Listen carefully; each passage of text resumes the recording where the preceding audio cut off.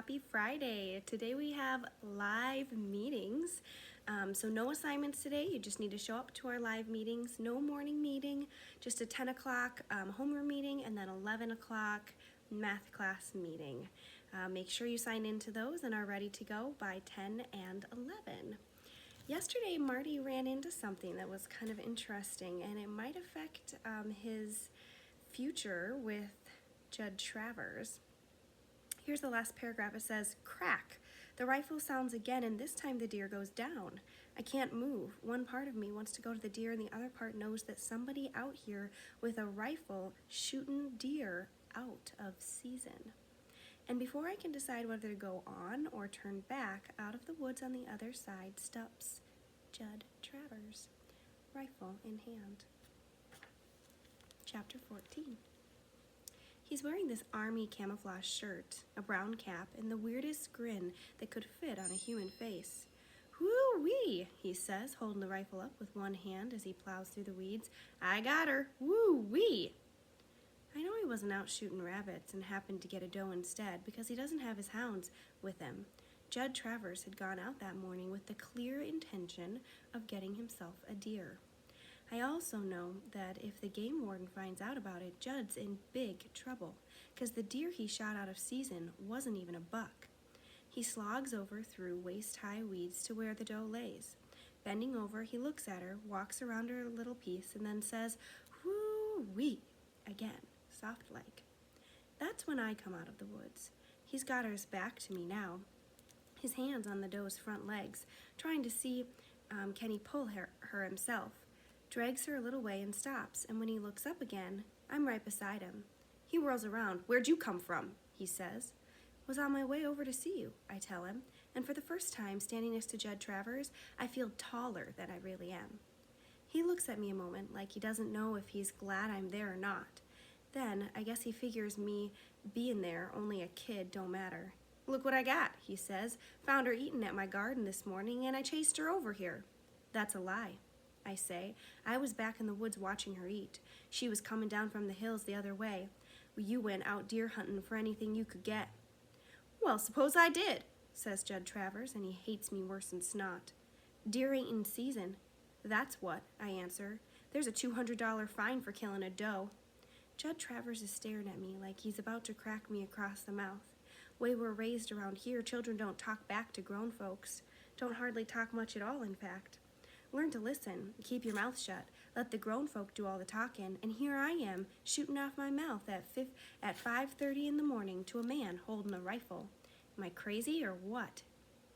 "Not unless the game warden finds out there's not," Judd says, "and who's going to tell him? You?" All at once I realize I got Judd Travers right where I want him. One way you look at it, it's my duty to report the doe. The way folks up here look at it, though, that's snitching. And if I might could tell, but bargain not to, it's something else again. It's blackmail. But, like I said, I'd got to the place I'd do most anything to save Shiloh. "Yeah," I say, my heart pounding like crazy. "I'll tell. There's a free number to call." There is, too. It's on Dad's hunting regulation papers. Boy, I sure didn't know I was going to step into all of this when I came up here this morning. Now Judd looking at me, good, eyes narrowed down to little slits. "Your pa put you up to this?" "No, this is me talking." "Well, ain't you something now? And who's to believe ya?" "I'll get the game warden up here, show him the spot the doe was hit, the blood, and when he finds the deer at your place, he'll believe me." The words are coming out quicker than I can think almost. "I'll tell him he was eating my garden, and I'll say different. The new game warden won't make allowances even if the deer was eating your garden. So you just don't shoot deer out of season, no way, especially a doe." Now Judd's really angry, and his words come at me like bees. "What you trying to do, boy? Start up trouble? You think I can't put you in your place mighty quick?" "So what are you gonna do?" I ask. "Shoot me?" Travers is so surprised his jaw dropped. But I'm cooking now. Nothing can stop me. Braver than I've ever been in my life. "You gonna shoot me like that dog I found up here 6 months back with the bullet in his head?" Travers stares some more.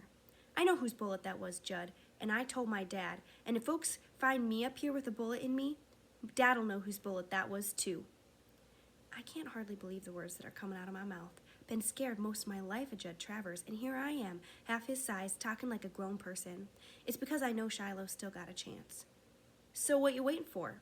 Judd says finally. Go get the game warden, and when I don't move, he says, come off it, Marty. Here, you take one of those legs, and I'll take the other, and I'll drag it back to my place, and I'll give you half the meat. And don't tell your ma won't be glad to, and don't tell me your ma won't be glad to get it. I don't want the meat. I want Shiloh.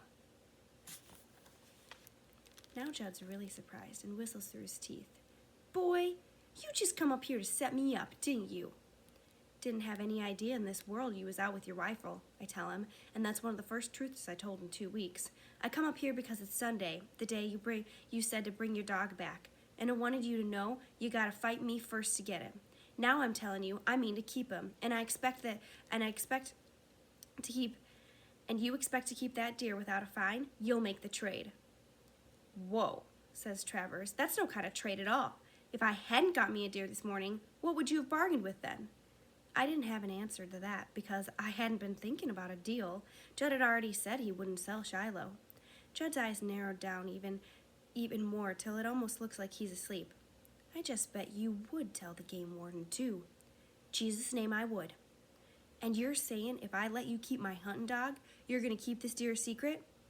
I begin to see now I'm no better than Judd Travers, willing to look the other way to get something I want.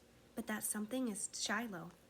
Yes, I will, I tell him, not feeling all great about it. Well, you gotta do more than that, boy, because I paid $35 for that dog and I want $40 to let him go. For the first time, I see a thin ray of hope that maybe he'll let me buy Shiloh. I'll get you the money somehow by and by, I promise. I don't want the money by and by. I want it now. And you haven't got it now. You work for me and pay it off.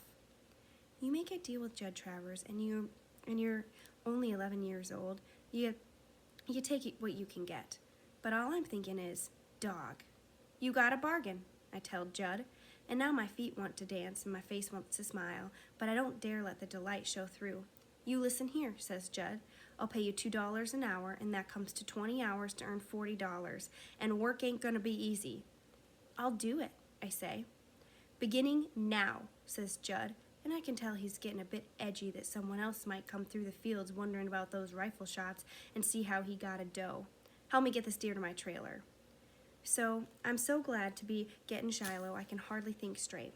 But I'm thinking straight enough as I help drag that doe to Judd's to know that by letting him get away with this, I'm putting another deer in danger. He killed this one out of season. He'll figure maybe he can kill some more. To save Shiloh, I'm making it harder for deer. I swallow. All I gotta do, though, is think of the way he looked at me. I ever give him back to Judd, and then I'll get on with my job. When I get to the trailer, at last, we carry the deer around to the 3-sided shed Judd's got in the backyard. First thing Judd does is bleed the doe, keep the meat from spoiling. Then he goes out and messes up the tracks with his foot, kicking up the grass where we matted it down and covering the trail of blood with dust. I get home from work every day at 3, Judd says, and I want you here when I pull up. You work for me 2 hours a day, 5 days a week. I want that wood back there stacked. I want the weeds cut, the grass mowed. I want my beans picked, the corn hoed. Whatever I think of to be done, and that's what you do, and I want you starting tomorrow. I'll be here, I say, but I want it in writing that after 20 hours of work for you, Shiloh belongs to me. Travers grunts and goes into his trailer. He comes out with a piece of grocery sack and the words, Beagle Hunting Dog to Marty Preston for 20 hours work, J. Travers. It occurs to me suddenly that maybe after doing the work he'll try to pay me off with one of his other dogs. Write Shiloh, I tell him. He gives me a pained look and crosses out Beagle and writes Shiloh in its place, but don't spell it right. He leaves the H off at the end. I take the paper and put it in my pocket. I'll be here tomorrow, I say. And you ever tell anyone about this deer boy, you're going to be more'n sorry you open your lips. You got my word, I say, which considering all the lying I've been doing lately, didn't seem like amounted to much. It did, though. I walk away from Judd's trailer in a sort of zigzag line, half expecting a bullet in my back any moment, even though I'm pretty sure he wouldn't. Soon as I'm out of sight, though, I race through the woods, heart going thumpity-thump, can't keep the smile off any longer. Shiloh's mine. The words keep coming back again and again. He's safe. Should feel even more joyful, though. Thought once If I could just get Shiloh for my own, it would be the finest day of my life. In a way it is, and in a way it isn't. Could be Judd gave in because he couldn't think of nothing else to do at the moment. Said I could have Shiloh just because he needed some help with the deer. Could be that once he got rid of the evidence, he'd tell me to go ahead and get the warden, that I wasn't to have the dog. Could even say he wrote that on a grocery could even say he never wrote that on a grocery sack and I wrote it myself. I don't think so, though. What worries me most is that Judd would go through with the bargain, give Shiloh to me, but then someday, when Shiloh's running free in the woods by himself, Judd might put a bullet in his head, just to spite me. That's the end of chapter 14. I look forward to seeing you in just a few hours. Have a great morning.